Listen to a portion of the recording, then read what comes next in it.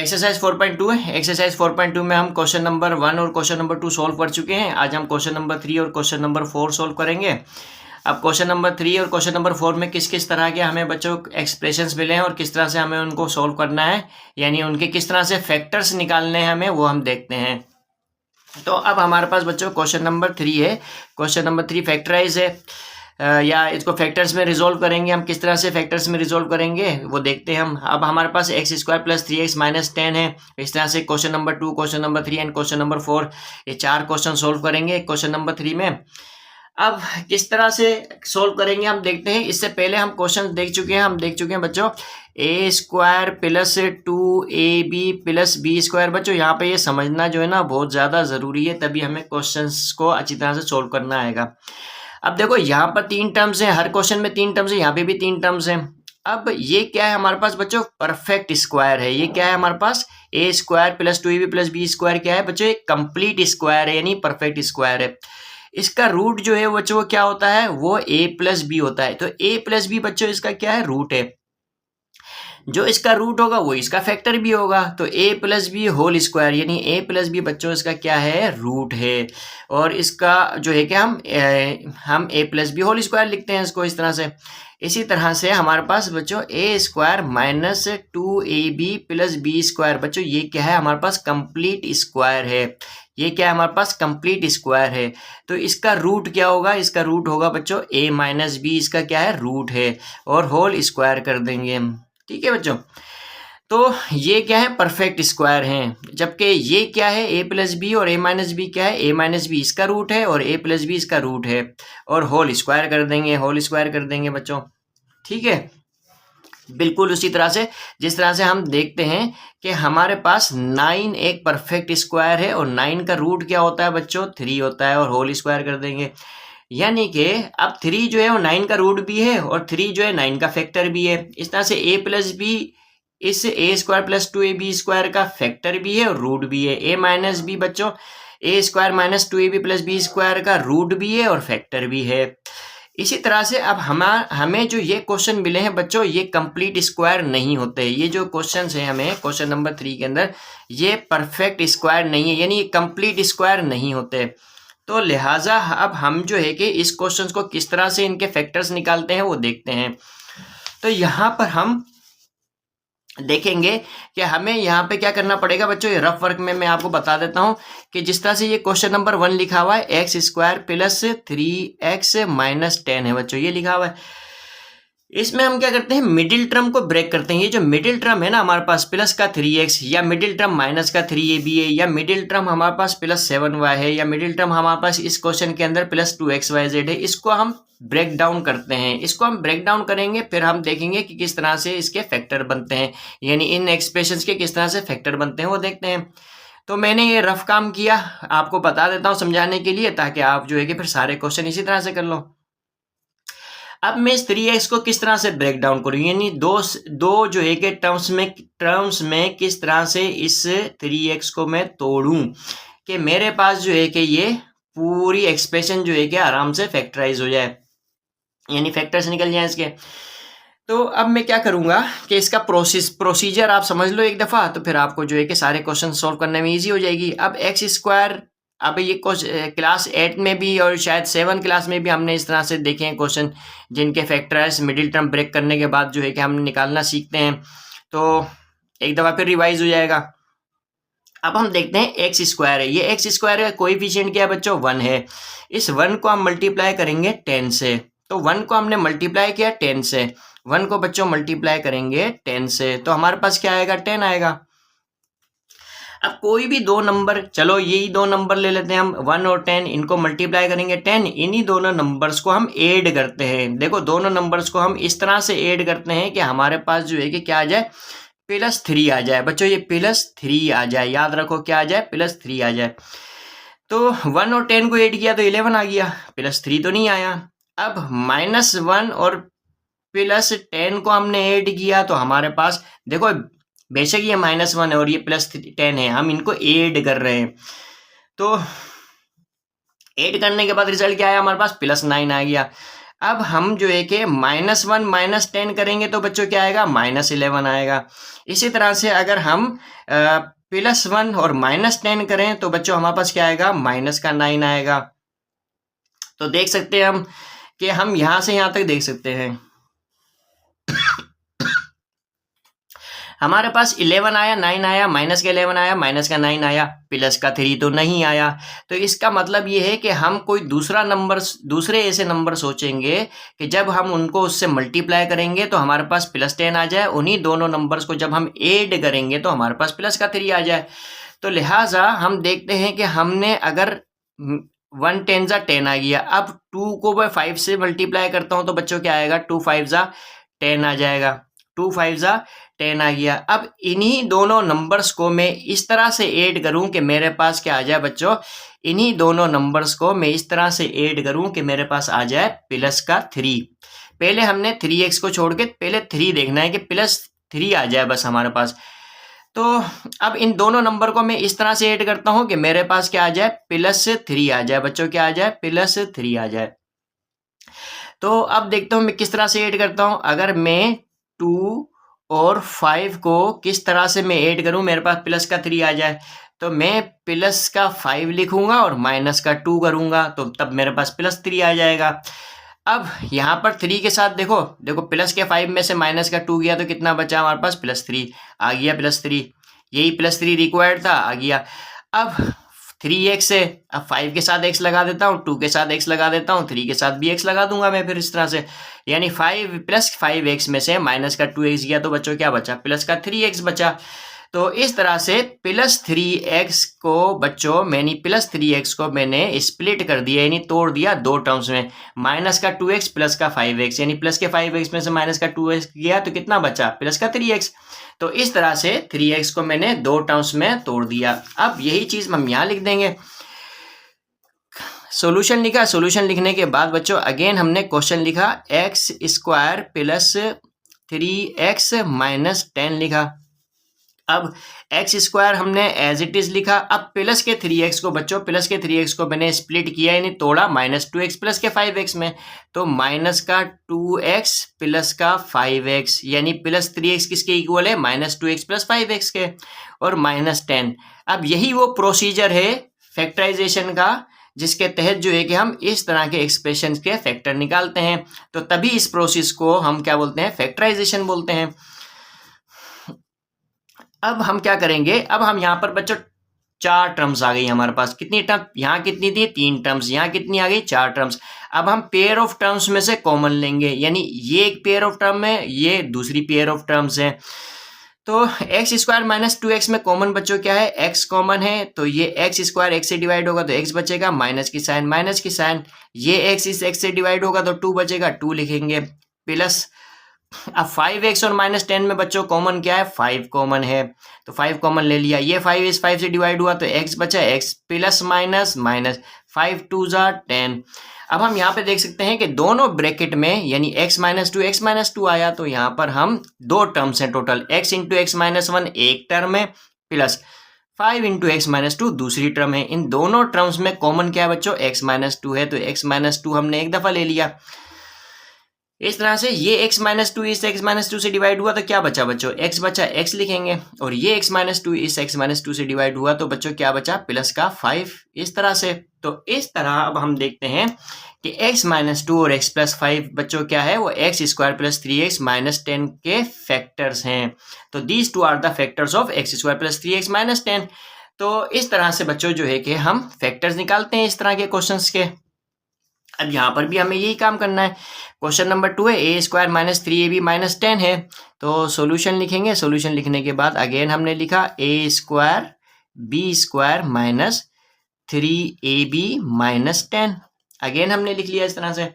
अब देखो वही बात है, वही तरीका है हमारे पास, यहाँ पर भी हमारे पास 10 था, 1 कोएफिशिएंट था, यहाँ पर भी 10 था, 1 कोएफिशिएंट था। अब 1 को 10 से मल्टीप्लाई किया, 10 हो गया, तो हम लिखेंगे a² b²। अब 2 5 जा 10 कर देंगे, क्योंकि यहाँ पर भी देखो +3 है, यहाँ पर भी -3 है, तो बच्चों 2 5 जा कितना होगा, 10 होगा, हमें पता है। यहाँ पे 1 को 10 से मल्टीप्लाई किया तो कितना आ गया, 10 आ गया, ठीक है बच्चों।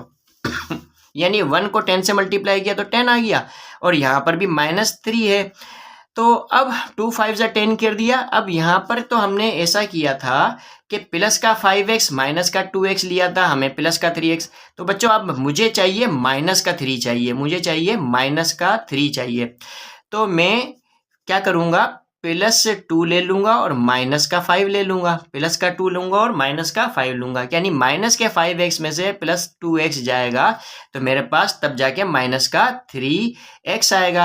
अब यहाँ पर तो ए बी है 3 के साथ, तो यहाँ पे x की बजाय क्या लिखेंगे, ए बी लिखेंगे, यहाँ पर भी ए बी लिखेंगे और यहाँ पर भी बच्चों क्या लिखेंगे, ए बी लिखेंगे, यानी +2ab माइनस का 5ab। इन दोनों को मैं ऐड करूंगा, यानी माइनस के 5ab और प्लस के 2ab को क्या करूंगा बच्चों, ऐड करूंगा, तो मेरे पास क्या आएगा, माइनस का 3ab आएगा। तो मैं क्या करूंगा, +2ab और -5ab, इन दोनों को मैं ऐड करूंगा तो मेरे पास माइनस का 3ab आएगा और माइनस का 10 हम लिख देंगे इस तरह से। अब यहाँ पर हमने -3ab को स्प्लिट कर दिया, यानी ब्रेक डाउन कर दिया दो टर्म्स में, यानी कि अब माइनस का 3ab इसके इक्वल तो है, माइनस के 5ab प्लस के 2ab के इक्वल तो है।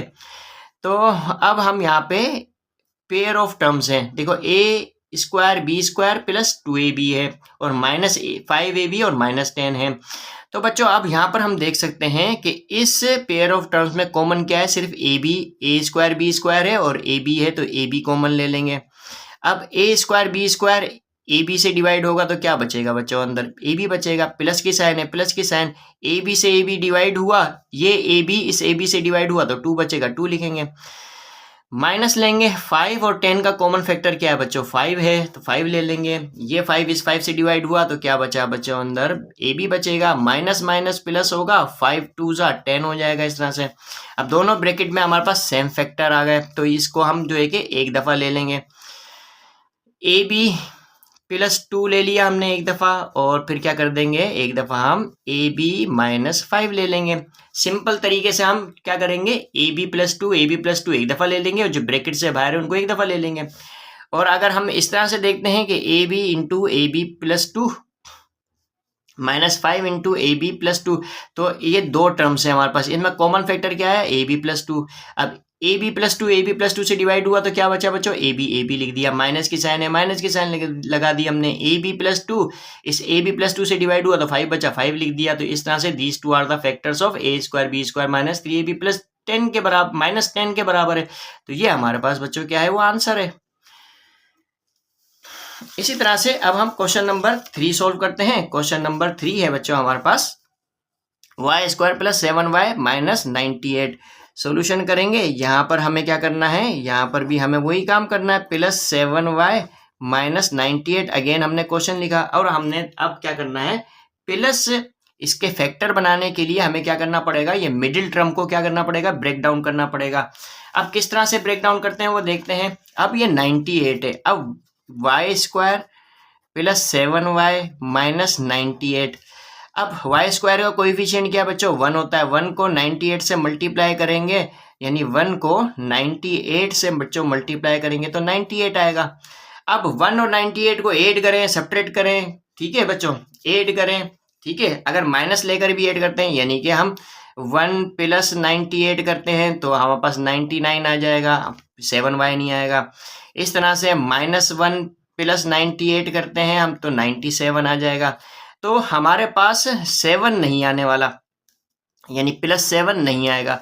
अब हमें अगर टेबल आते हैं 20 तक बहुत अच्छी तरह से, तो हमें पता है कि 98 जो है बच्चों वो 7 के टेबल में आता है, यानी या 14 के टेबल में आता है। आप बोलो 14 × 7 कितना हो गया हमारे पास, 14 × 7 बच्चों कितना हो गया, 98 हो गया। और 14 में से 7 को मैं माइनस कर दूं तो बच्चों क्या बचेगा हमारे पास आएगा 7, तो प्लस का 7 आएगा। प्लस के 14 में से -7 कर दूं तो या मैं ऐसे भी कर सकता हूँ, माइनस के 7 में से प्लस का 14 कर दूं, यानी 7 × 14 कर दूं, तो तब भी मेरे पास क्या आएगा बच्चों, प्लस का 7 आएगा।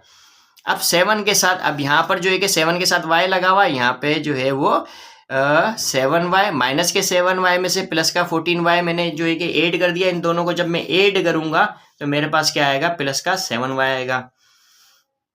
याद रखना, बेशक एक साइन सब्ट्रैक्शन की साइन है और प्लस की साइन है, हम करते एड ही हैं। याद रखना, ये हम एड ही करते हैं, यानी जमा ही करते हैं हम।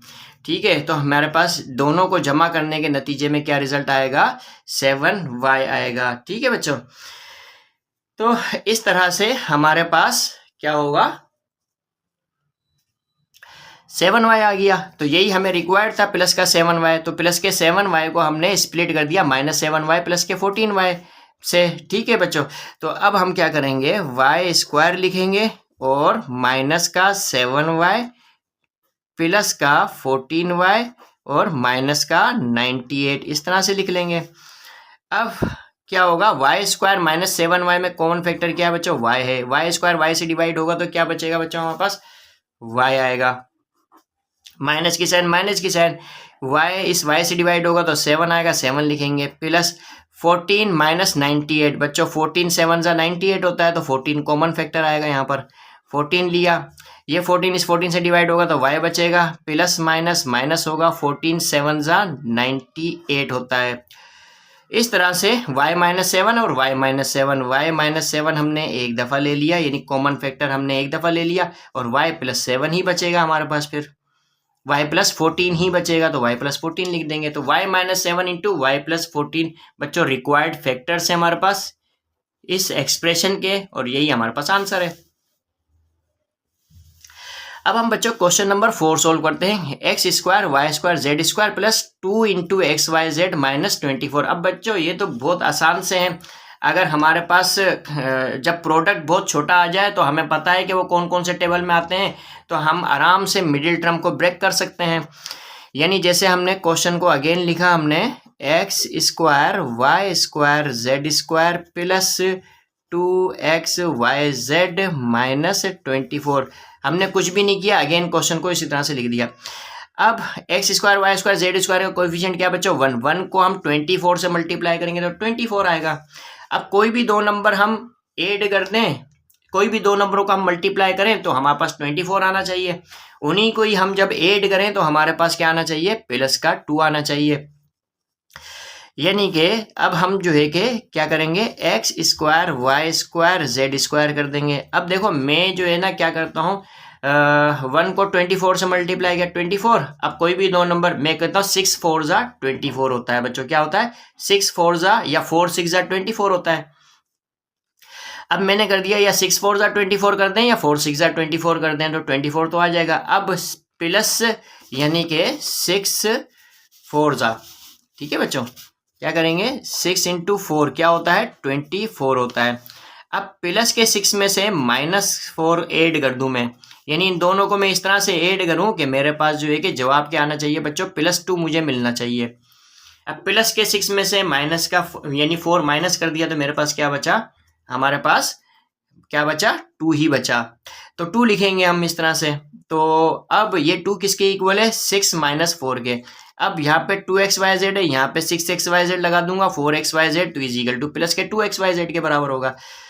तो यानी प्लस 6xyz लिखूंगा माइनस का 4xyz लिखूंगा। तो बच्चों प्लस का 6xyz माइनस 4xyz करूंगा तो क्या बचेगा मेरे पास 2xyz, तो 2xyz लिखूंगा। तो ये किसके इक्वल है बच्चों, प्लस 2xyz के इक्वल है। -24 हमने एज इट इज लिख दिया, इक्वल टू की निशानी लगाएंगे। अब हम देख सकते हैं कि यहाँ पे 4 टर्म्स आ गई हमारे पास, तो पेयर ऑफ टर्म्स में कॉमन लेंगे, इस पेयर ऑफ टर्म्स में भी हम कॉमन ले लेंगे। तो इस पेयर ऑफ टर्म्स में X square Y square Z square plus 6xyz, तो xyz कॉमन है तो xyz हम कॉमन ले लेंगे। X square Y square Z square xyz से डिवाइड होगा तो क्या बचेगा बच्चों, 1 एक्स स्क्वायर xyz बचेगा हमारे पास। प्लस की साइन है, प्लस की साइन xyz से डिवाइड होगा तो 6 बचेगा, 6 लिखेंगे बच्चों। यहाँ पे हम -4 और 24 का कॉमन फैक्टर क्या है बच्चों, 4 आएगा। अब ये 4 इस 4 से डिवाइड हुआ तो xyz लिखेंगे। माइनस माइनस बच्चों क्या होती है, प्लस होता है, 4 6 जा 24। तो इस तरह से हम ब्रैकेट के अंदर क्या आया हमारे पास, xyz प्लस 6 xyz प्लस 6, यानी कॉमन फैक्टर। अब ये दो टर्म्स हैं, इन दोनों टर्म्स में कॉमन फैक्टर क्या है, xyz plus 6 xyz plus 6 xyz plus 6 है। तो एक्स वाई जेड प्लस 6 हम एक दफ़ा ले लेंगे, और जब ये एक्स वाई जेड प्लस 6 इससे डिवाइड होगा तो ये एक्स वाई जेड बचेगा, एक्स वाई जेड लिख देंगे। माइनस की साइन है, माइनस की साइन, ये एक्स वाई जेड प्लस 6 इससे डिवाइड होगा तो क्या बचेगा 4। तो अब हम कह सकते हैं कि ये दोनों बच्चों क्या हैं, फैक्टर्स हैं किसके, X square Y square Z square plus 2x Y Z minus 24 के। तो यही हमारे पास आंसर है। तो इस तरह से अब हमने क्वेश्चन नंबर 3 के चारों क्वेश्चन जो है कि उनको फैक्टराइज कर लिया और उनके फैक्टर्स निकाल लिए। तो यही हमारे पास आंसर है। ठीक है बच्चों, तो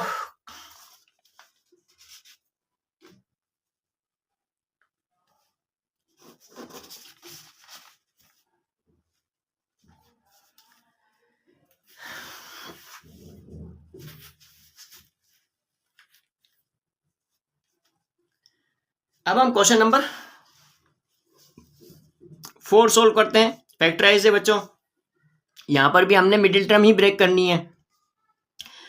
सेम क्वेश्चन है जैसे क्वेश्चन नंबर 3 था, वही क्वेश्चन नंबर 4 है, बस यहां पर भी मिडिल टर्म ब्रेक करनी है। किस तरह से करते हैं वो देखते हैं हम। सॉल्यूशन लिखेंगे 9y square plus 21yz minus 8z square. अब हम क्या करेंगे, वाई स्क्वायर के कोएफिशिएंट को लास्ट टर्म से मल्टीप्लाई कर देंगे, यानी 9 को 8 से मल्टीप्लाई किया तो कितना आया बच्चों, 98 आ जाएगा। जब 9 को 8 से मल्टीप्लाई करेंगे हम, 9 को 8 से मल्टीप्लाई किया तो कितना आया बच्चों, बस 72 आ जाएगा। तो अब 9 8 से कितना होता है बच्चों, 72 होगा।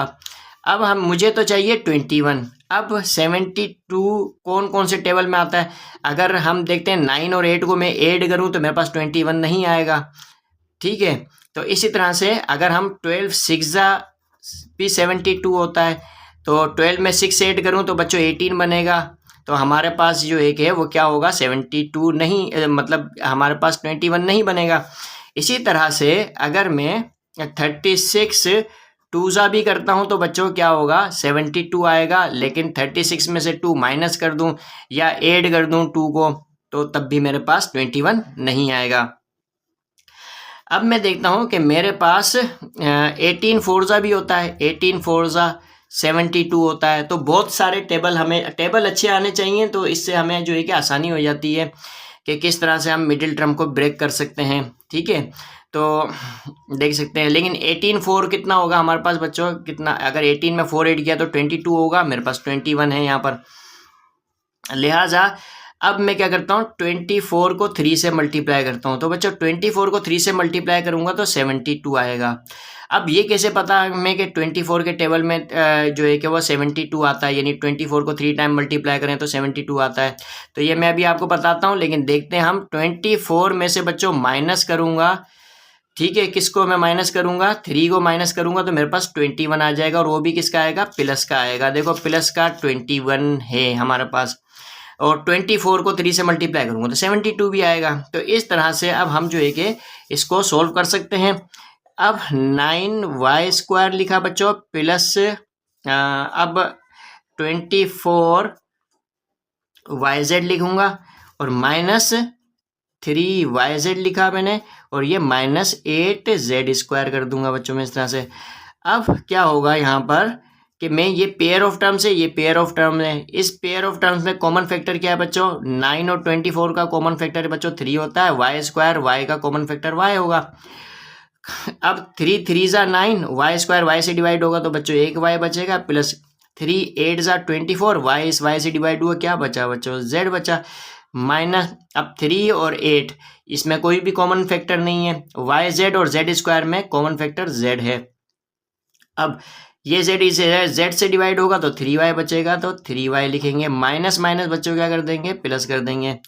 अब z स्क्वायर इस z से डिवाइड होगा तो एक z बचेगा, 8 और z लिख देंगे हम यहाँ पर।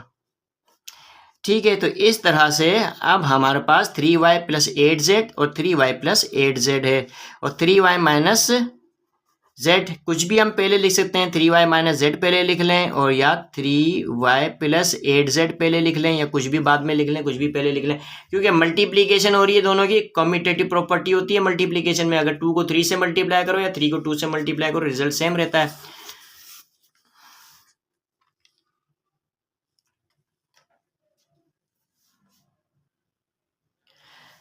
अब हम क्वेश्चन नंबर 2 देखते हैं। क्वेश्चन नंबर 2 है हमारे पास 42x² माइनस 8x माइनस 2 है बच्चों। सॉल्यूशन करते हैं। सॉल्यूशन करने के बाद अगेन हमने क्वेश्चन लिखा 42x² माइनस 8x माइनस 2 है।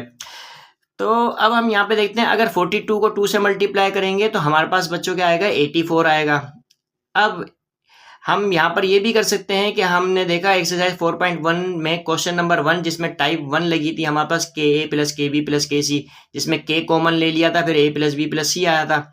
इसी तरह से यहाँ पर भी हम देखते हैं हमें कॉमन फैक्टर नजर आ रहा है, और कॉमन फैक्टर क्या है बच्चों, 2 है। पूरी एक्सप्रेशन का कॉमन फैक्टर क्या है बच्चों, 2 है। यानी 42 को भी 2 डिवाइड करेगा, 8 को भी 2 डिवाइड करेगा, इस 2 को भी 2 डिवाइड करेगा, ताकि हमारे पास क्वेश्चन ईजी हो जाए। अब 2 कॉमन फैक्टर ले लिया, 2 21 जा 42 होता है बच्चों, 2 2 जा 4 और 2 1 जा 2, x स्क्वायर लिखेंगे, माइनस 2 4 जा 8x, ठीक है, माइनस 2 से 2 डिवाइड किया तो 1 आ गया यहाँ पे हमारे पास इस तरह से। अब हम देख सकते हैं ये 2 तो हमने ऐसे एज इट इज लिख दिया। अब 21 को बच्चों x स्क्वायर के कोएफिशिएंट को 1 से मल्टीप्लाई करेंगे तो 21 ही आएगा हमारे पास। अब 21 आया हमारे पास, ठीक है। अब देखते हैं कि कोई भी दो टेबल जिनको मल्टीप्लाई करें कि हमारे पास 21 आ जाए और उनको ऐड करेंगे हम तो हमारे पास माइनस का 4 आ जाए। तो हम देखते हैं कि 7 3 जा 21 होता है बच्चों, 7 3 जा 21 होता है। तो 21x स्क्वायर लिया, माइनस का 7x ले लेंगे और प्लस का 3x ले लेंगे इस तरह से।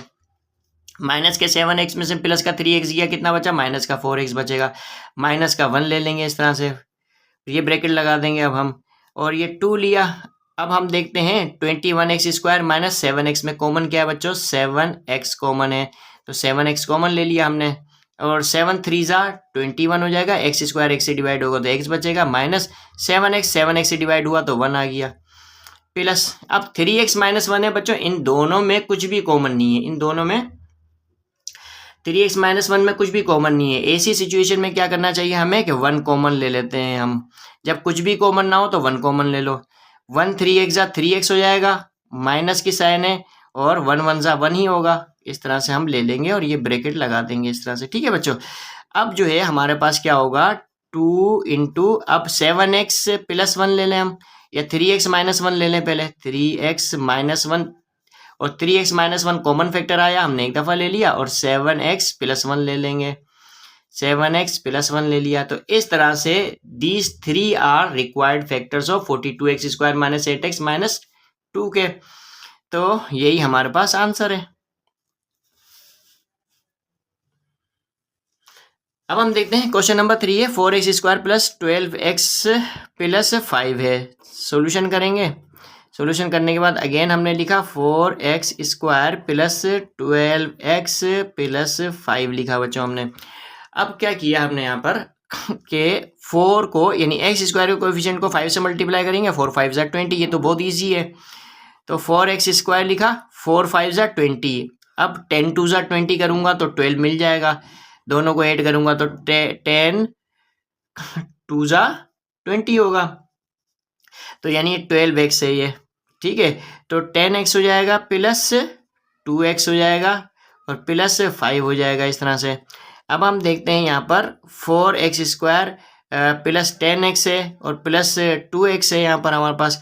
तो इसमें कॉमन फैक्टर क्या है बच्चों, हमारे पास 2 और x कॉमन फैक्टर आ जाएगा हमारे पास। 2 2 जा 4, x स्क्वायर x से डिवाइड होगा तो 1x बचेगा, प्लस होगा 2 5 जा 10 हो जाएगा हमारे पास बच्चों इस तरह से। अब 2 और x और प्लस 5, अब बच्चों 2x को यहाँ लिख दूँ और 10x को यहाँ लिख दूँ तो तब भी हमारे पास रिजल्ट सेम ही रहेगा।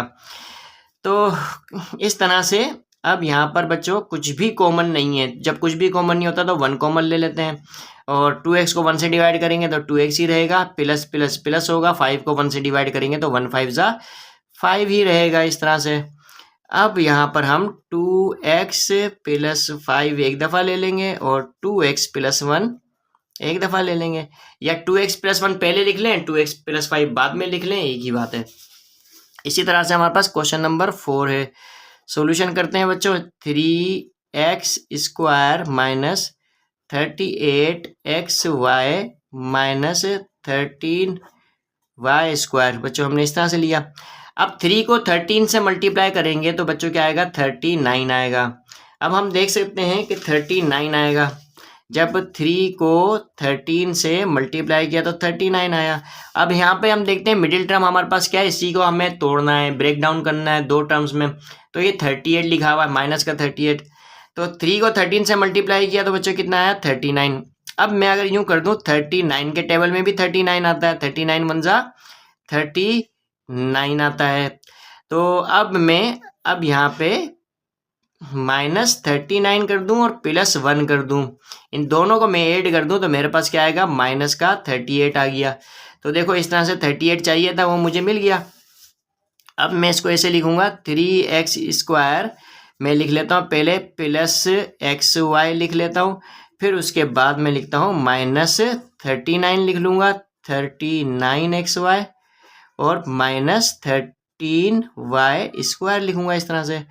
अब 3x² + xy में कॉमन फैक्टर क्या है बच्चों, x कॉमन है, तो 3x² x से डिवाइड होगा तो 3x बचेगा बच्चों, प्लस की साइन है, प्लस की साइन, xy x से डिवाइड होगा, ये x इस x से डिवाइड हुआ, y बचा, y लिखेंगे।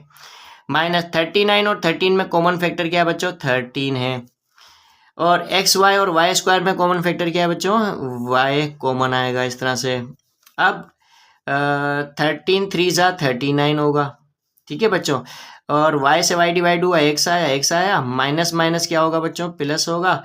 और 13 से डिवाइड हुआ, y² y से डिवाइड होगा तो y आएगा हमारे पास इस तरह से। अब हम लिखेंगे 3x + y, 3x + y एक दफ़ा लिख लेंगे, 3x + y लिखा हमने, और x -13y कॉमन फैक्टर निकालेंगे तब भी हमारे पास इस तरह से, यानी 3x + y कॉमन फैक्टर आ गया, 3x + y से 3x + y डिवाइड हुआ तो क्या बचा बच्चों, x बचा, माइनस की sign, 3x + y 3x + y से डिवाइड होगा तो 13y बचेगा, तो 13y लिखेंगे। तो इस तरह से हमारे पास ये दोनों बच्चों क्या हैं, 3x² - 38xy - 13y² के फैक्टर्स हैं। यही रिक्वायर्ड फैक्टर्स है, यही हमारे पास आंसर है।